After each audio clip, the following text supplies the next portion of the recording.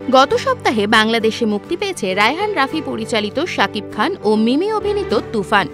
এই ছবি মুক্তি পাওয়ার পর ওই দেশের বক্স অফিসে দারুণভাবে সাড়া ফেললেও পশ্চিমবঙ্গে তুফান ছবিটি কোনো সাড়া ফেলেনি দর্শক মহলে।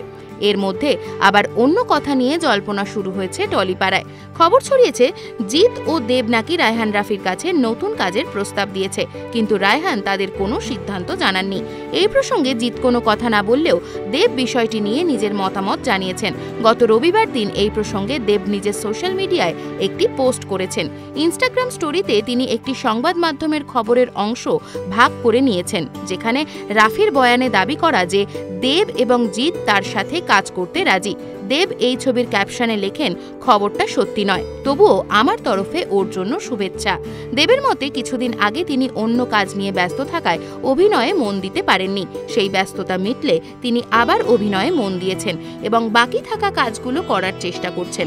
অন্যদিকে তুফান ছবির প্রচারে কলকাতায় এসে রায়হান রাফি বলেছিলেন এখানকার সুপারস্টারদের সঙ্গে কাজ করতে ইচ্ছুক, তবে এ বিষয়ে কোনো কথা জানা যায়নি। এই রকম আরও নতুন নতুন ভিডিও পেতে নজর রাখুন আমাদের চ্যানেলে। পাশে থাকা বেল আইকনটি ক্লিক করতে ভুলবেন না।